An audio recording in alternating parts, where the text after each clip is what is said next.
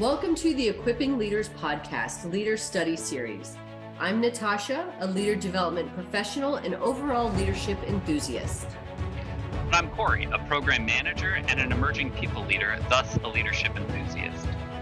We are doing a leader study of the TV show Z Nation, deconstructing the leaders, leadership decisions, and team dynamics of the characters on the show to look at how leadership is all around us. And even if we're not in a position of leadership, we can still demonstrate it in our actions, responses, and in the opportunities around us. Z Nation aired from 2014 to 2018, but if you haven't seen it yet, there will be spoilers in these episodes. In this episode, we're talking about Season 2, Episode 10, We Were Nowhere Near the Grand Canyon. Let's jump in.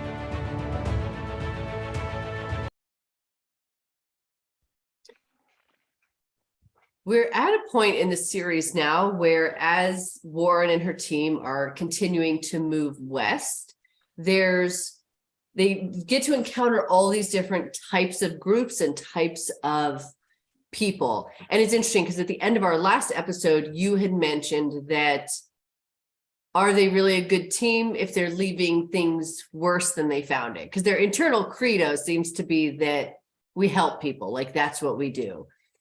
So I mentioned that here because it's definitely something that's still on my mind. So we're in Season 2, Episode 10. We were nowhere near the Grand Canyon. And so now we have them continuing to move, but now they need to escape from a zombie horde. So what were some of your takeaways from the start of the episode? Okay, so they are moving through like a desert environment, right? And then they have their vehicle, they're traversing, it's all like normal, and they notice like that zombie horde, like the sandstorm, right? I think Citizen Z, lets them know about it, they're aware of it, and I think that Warren, like with her experience and with the rest of the experience of the team, they start to realize like they're not going to probably be able to outrun it, right? Or that it's going to be difficult, and it's a very large wall. And they come across this very large like casino building, which ends up being like a Native American like casino on like a tribal land thing. And so they see this building and they're able to go in and they meet with the like Native American chief, who's also like running the casino, and are talking about like, hey, this thing's coming. And he sort of starts talking about like how secure the building is. And there's sort of this conflict, right, of like what to do next. And I thought it was really interesting because, they're running into now a different culture and like a different credos from what they normally go with. And I think that that's like super duper interesting. And even if we take a step back, as they even come up to the casino, they have entered tribal land. They don't know that, right? They don't know, there's no signs anymore or a map to tell them that. But when the guard at the casino essentially at first says, you can't come here, this is tribal land, you need to move on. Warren has a working knowledge of the language.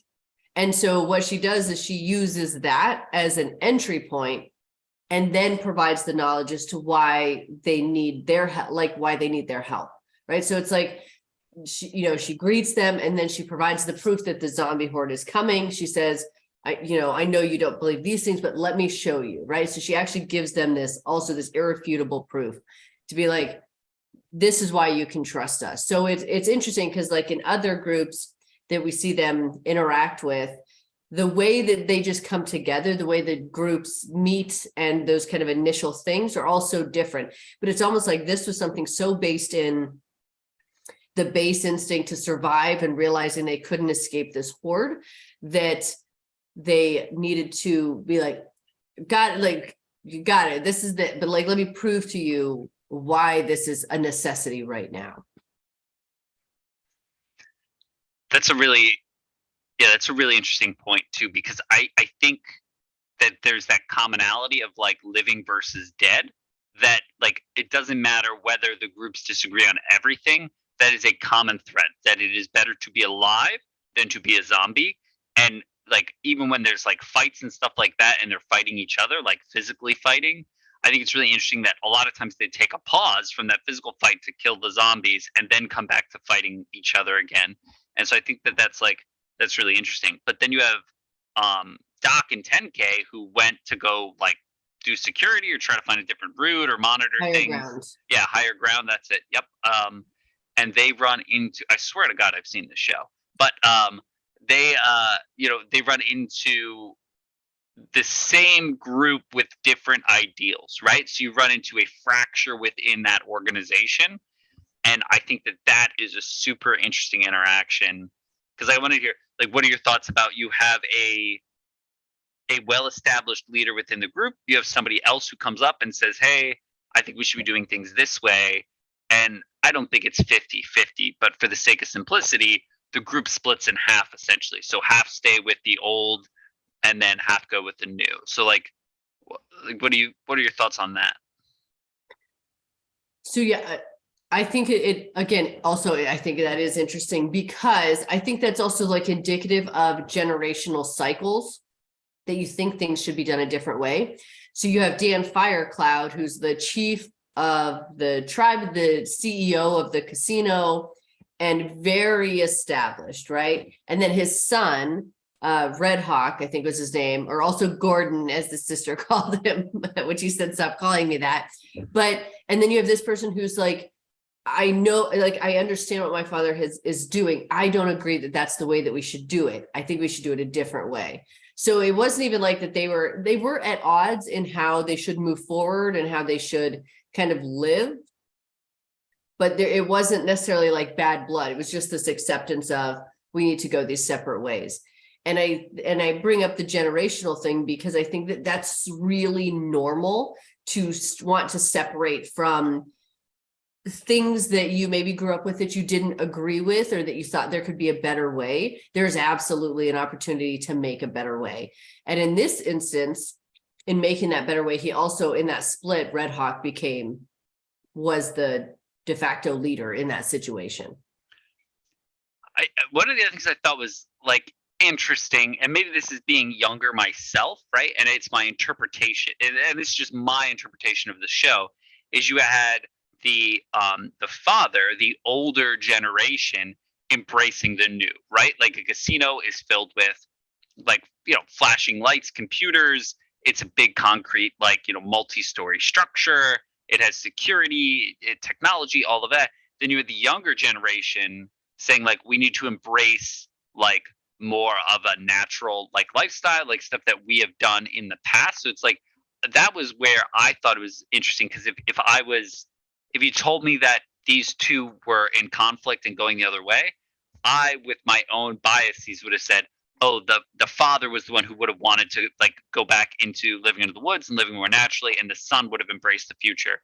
And so I thought that was like really interesting because it was like that separation point, or those viewpoints they took, run different to my own biases, and that's where I found it most interesting.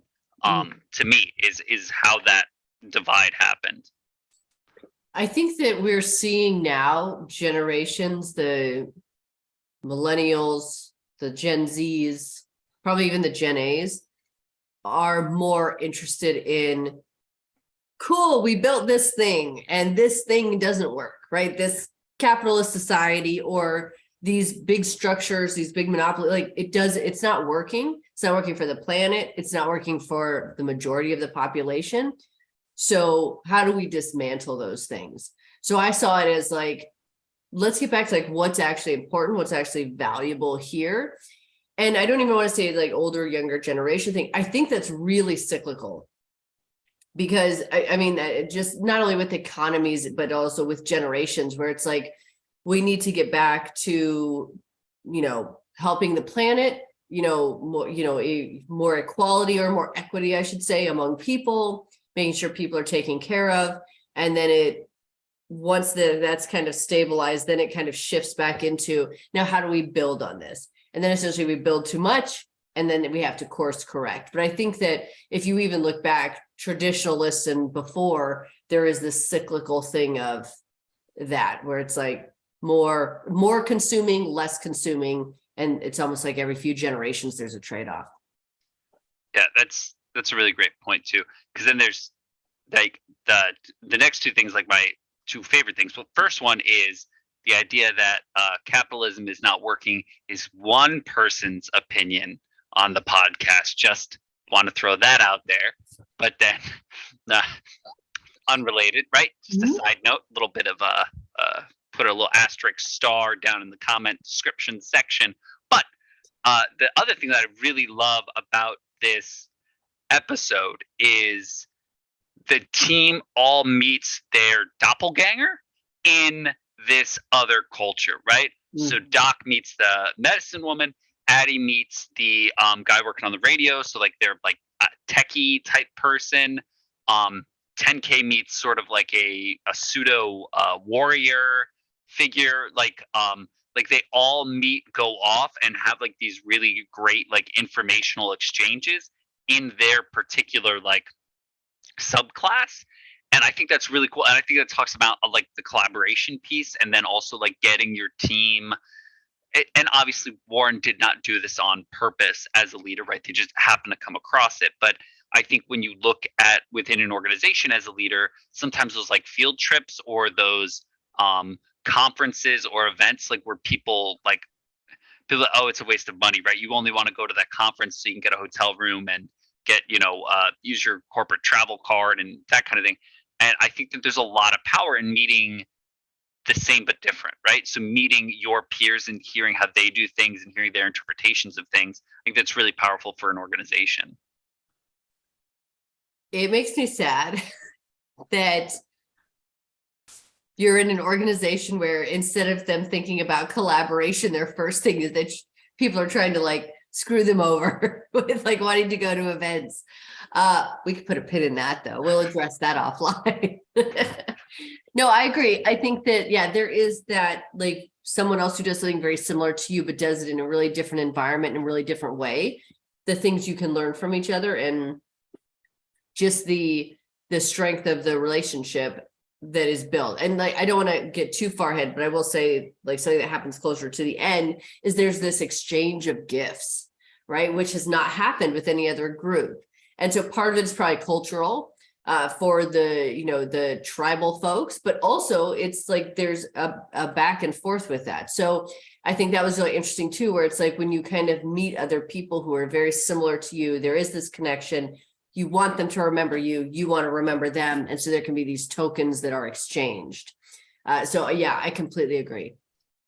I also, oh, you have a thought, go ahead. No, nope, go on.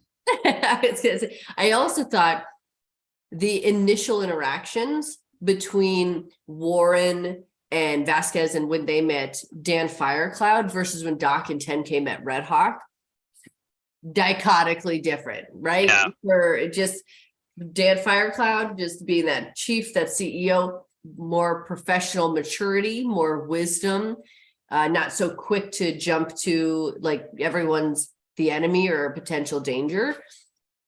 Just he didn't believe them at first about the horde, but he was also more willing to like, let me hear you out, right? Like, let's see where this goes. Whereas Red Hawk was not like very much like, if the horde is coming, it's because of you. And if something happens to us bad, it's because of you.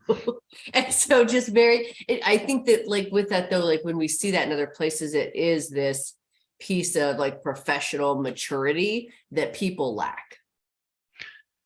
Yeah, it's just such a great point because I agree all the way. And the other thing too, though, is even within their own structure, I realize like a lot of times you don't have father, son, sisters, everyone working. Hopefully, you don't have them all working in the same company, right? Kind of a bit too dynasty for my taste. But um, the I think that the the fact that the father had enough wisdom to let the son go out because it's an experiment that is ultimately costing or risking nothing in the grand scheme of the system, right?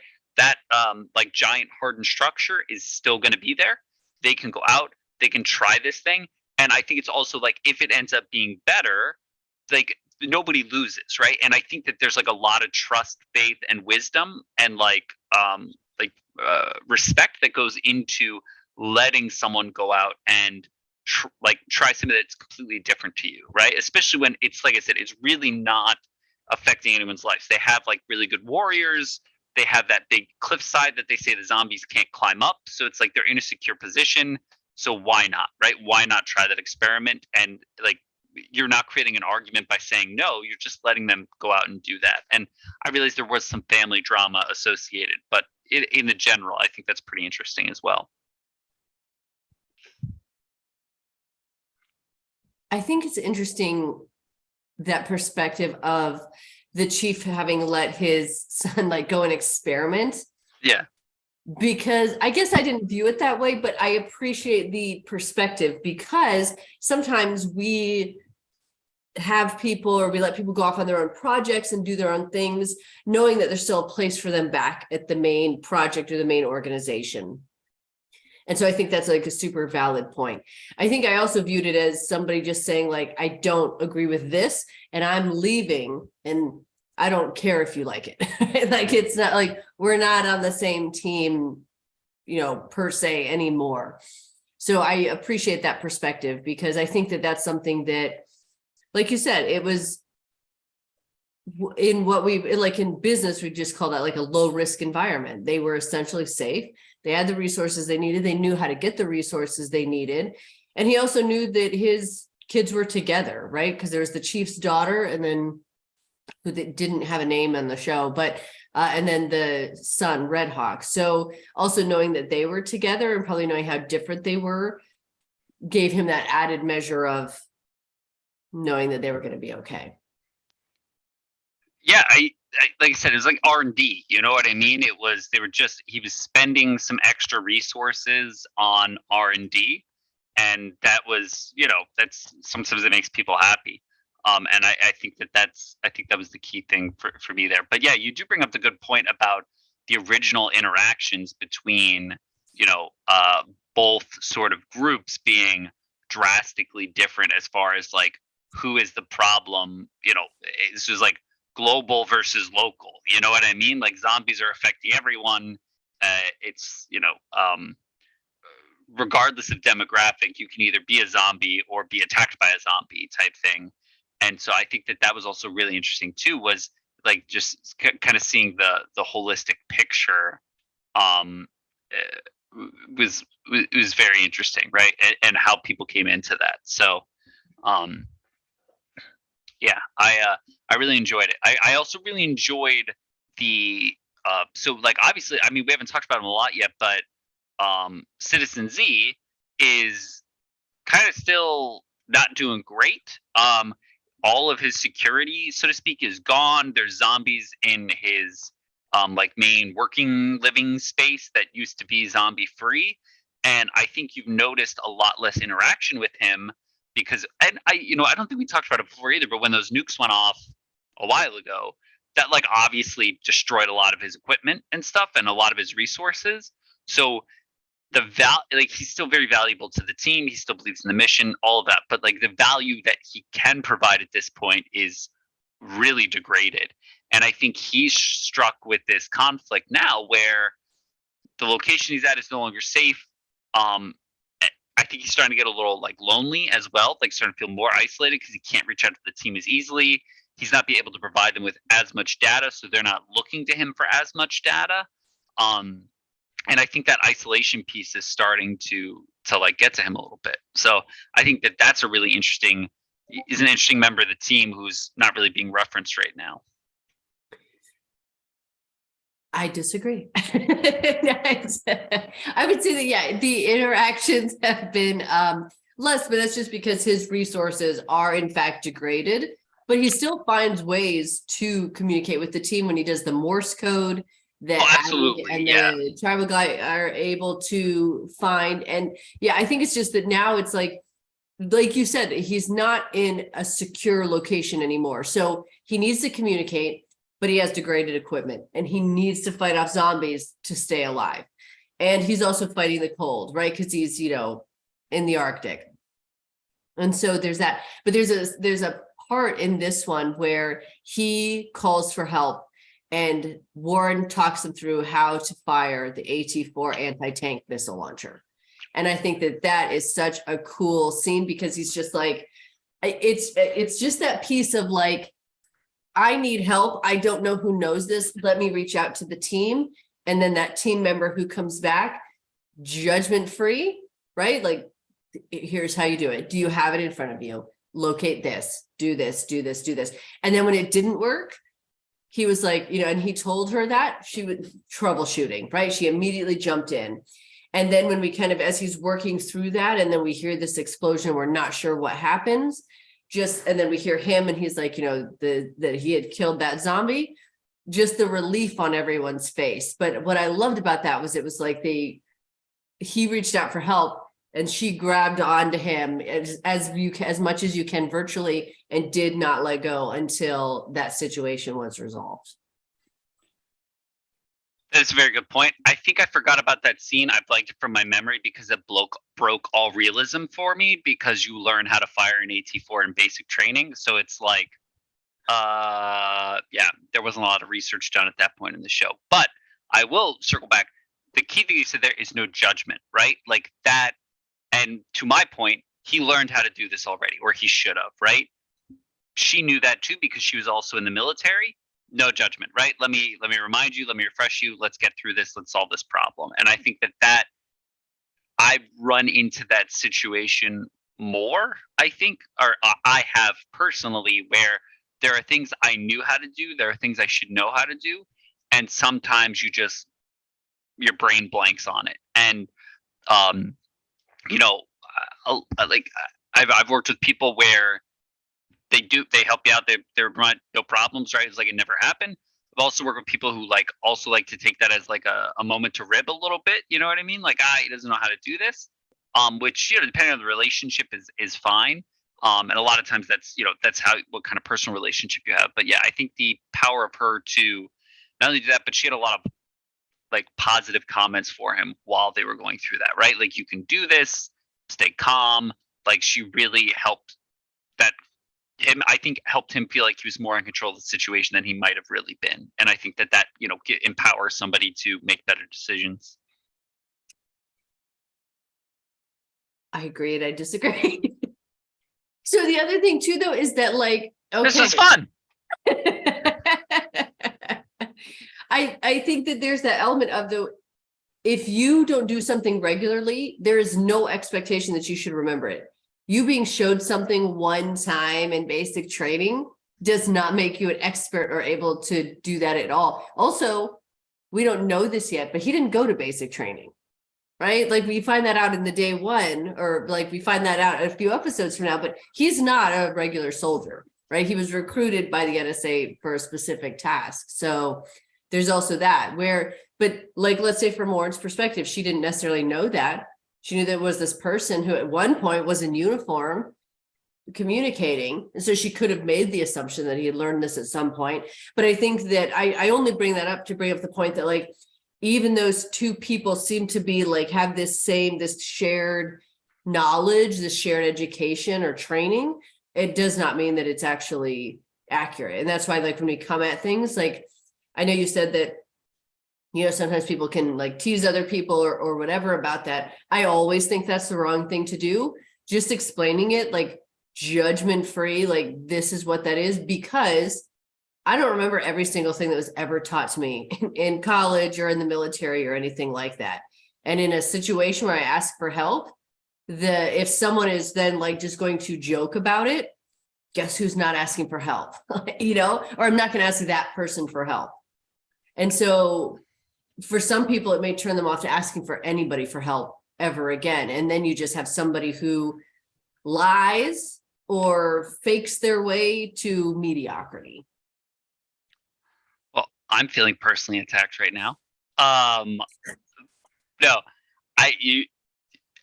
those are like, yeah, everything you said is like extremely valid. And I think that also, like, speaks volumes to the caliber within like different industries, right? And what is acceptable and what's not acceptable.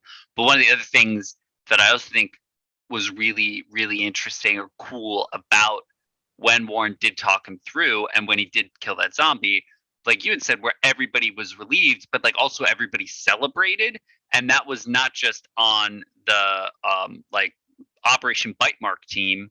That was also everyone that was in that room. So everyone coming from the different tribe and everything like that was like happy. And again, that's that whole like reminder that it's humans against zombies, not us against each other, right? And I Right. think that's sort of like those situations that can bring everyone together is the key piece. Great point. And like celebrating someone when they've overcome something, when they've done something difficult, when they've achieved something, that's huge. That goes into that whole like rewards and recognition aspect of leadership, which is like, yeah, like be happy for each other. Like it is something to celebrate. A win for an individual on the team is a win for the team. Because if that hadn't worked out and they had lost Citizen Z,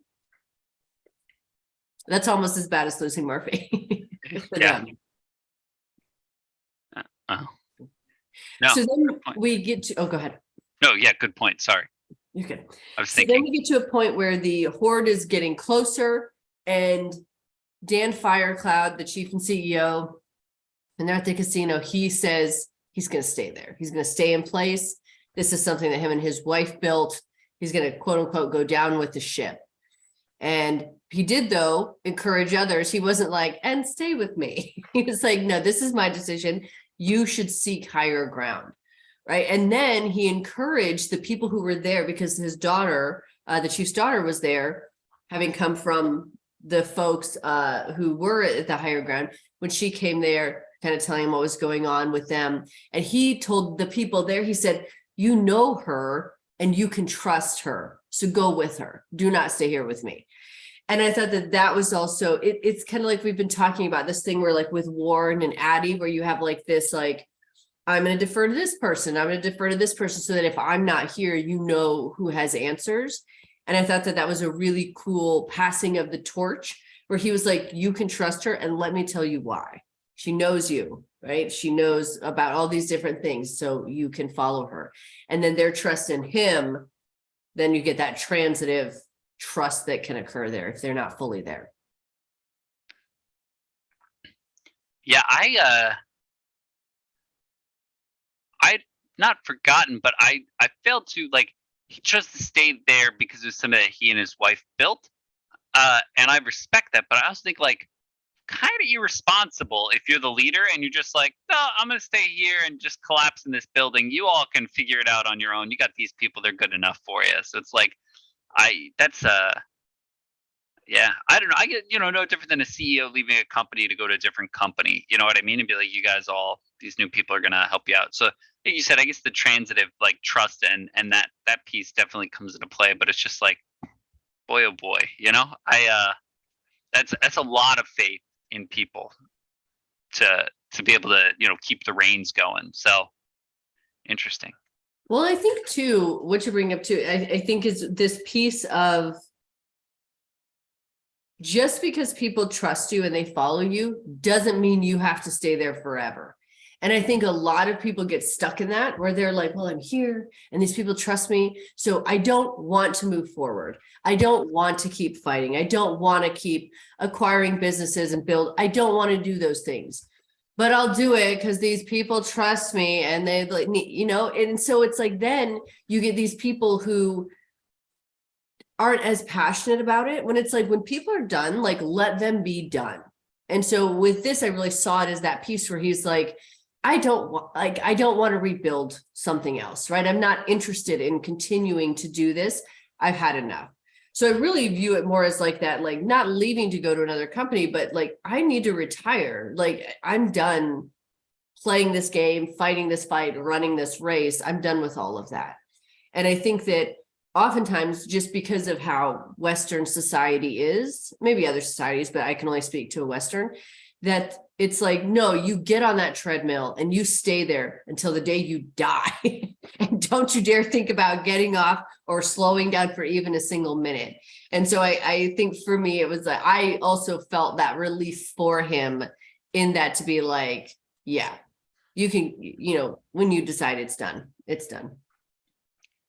Yeah, I guess you're right. Probably I guess look at it more like retiring and not dying.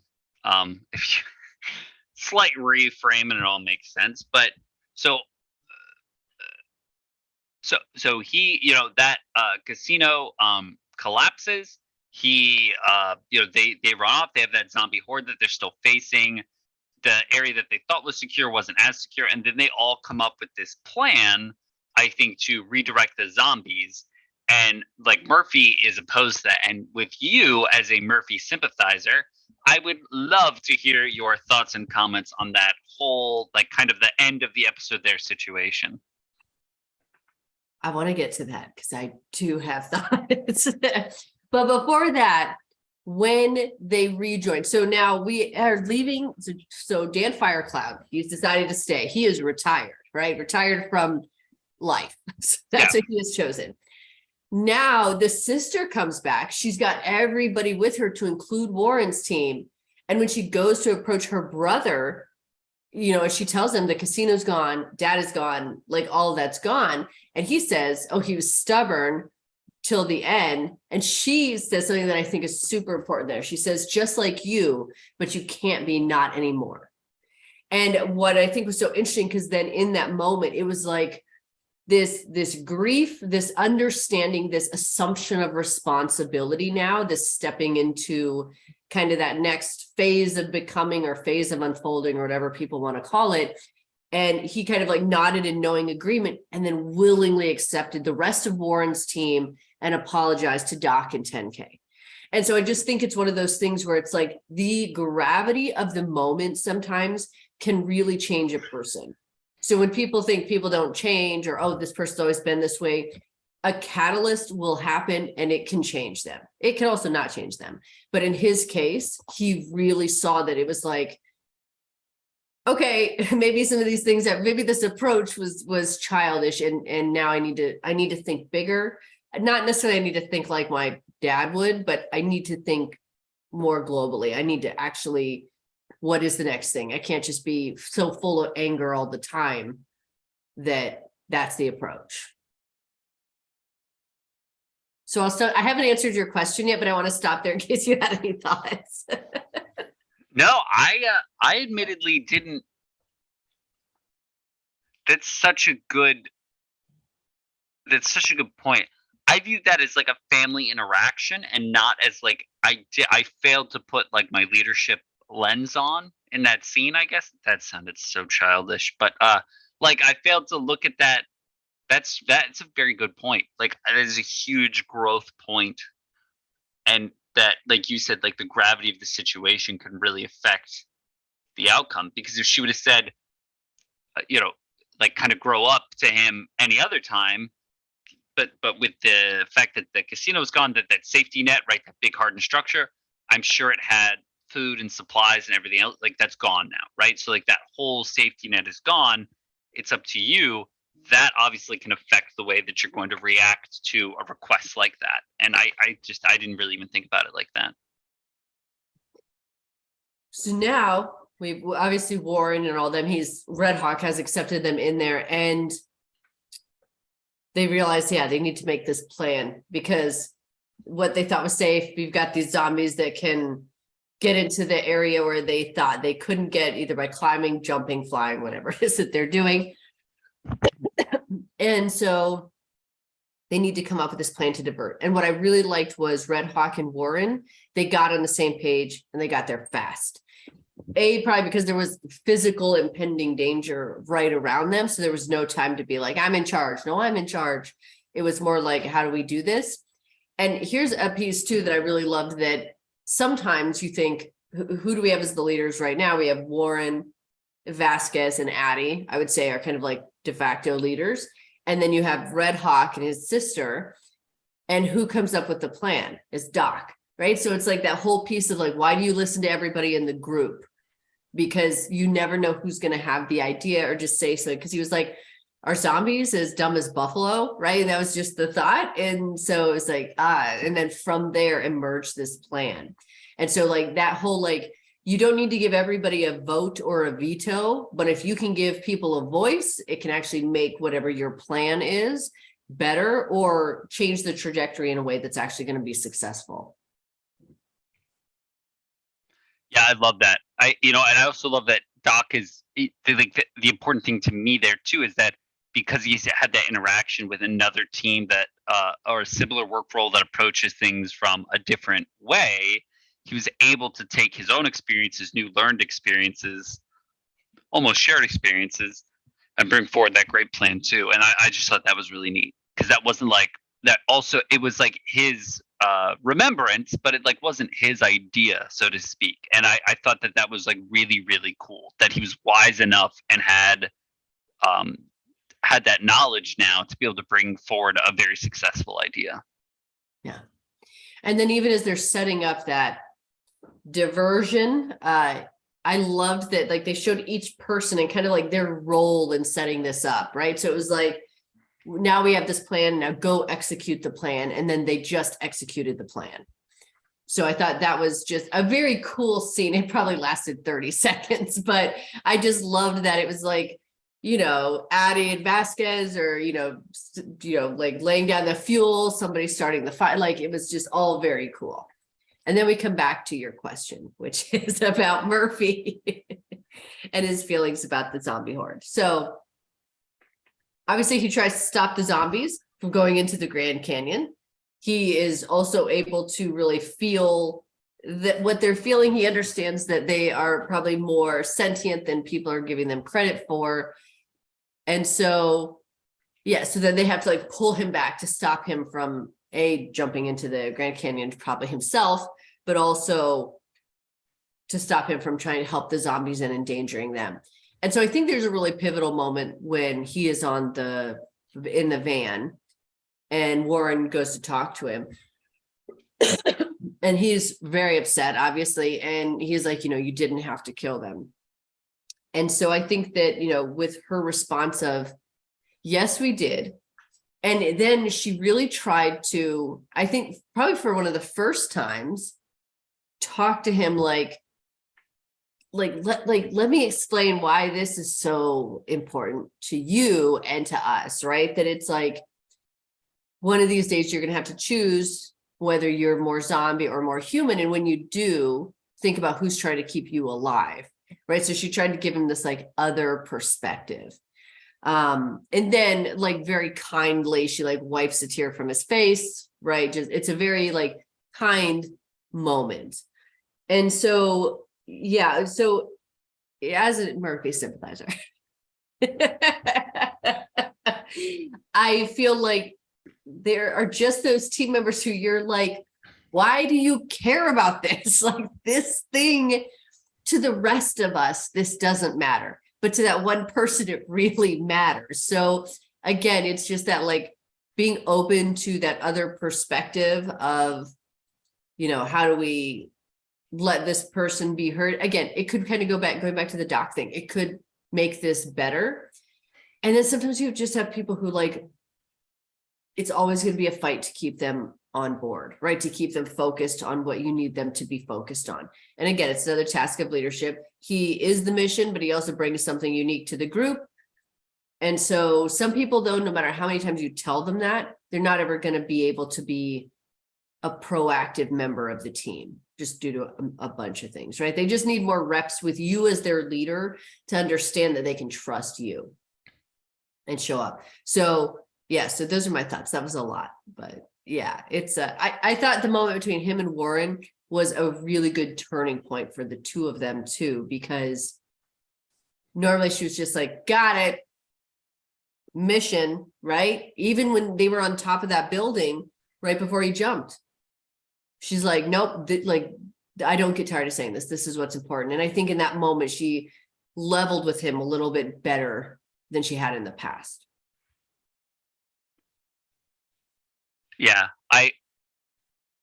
I mean, I'll go with it, but no, I think that my whole thing with that too, like, was kind of that whole point of like who's trying to keep you alive, right? And even if these zombies do have feelings and stuff, right? It's what's appropriate. You know what I mean? Like what's the appropriate party here?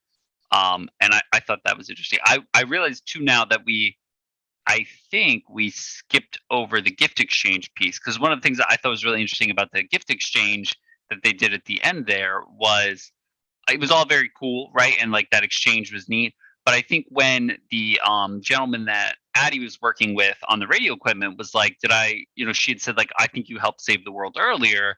He like looked for that confirmation. And, I think she said, stay tuned, but in a way is such to say like, yes, like you were really helpful. And I think that that's cool that like, he sought her approval in a way that I think highlights, he could acknowledge that she was a leader within that group that he now kind of holds to a higher esteem. And like, I think that that is like a two-way street. I think that the fact that he was seeking her, I don't want to say seeking approval, like in that way, but like that he was seeking her approval, I think that also helps to concrete her as like a leader, that like people are looking up to her and want to make sure that they're doing right by her, and that that their work levels up to like what is success for her. So I thought that was like, that is a really cool moment, especially when we were talking about like several episodes ago, I think like Addie sort of coming in as this other leader, right? Like this lieutenant, right, to Warren. So I thought that was a pretty cool point. But I think too, she gained that influence with him by showing him the value of what he was doing and acknowledging like the contribution. And that sounds so simple, but that is a struggle for many people to do because they don't know how to verbalize it well or in a way that matters to that person. But she did, because they were so connected by the type of work that they do. So I think it was an interesting, it was just a very interesting exchange. It's a very interesting episode to see the group running into, like I said, like parallels of themselves with the same sort of mission, but maybe slightly different goals. And I thought that was really cool. And maybe one of the first times they didn't leave the group worse than they found it. Very fair. A multi-storied building did collapse and someone did die, however. Not their fault. Not their fault. That was the zombie okay. horde. Yeah. That was not the direct result of this group.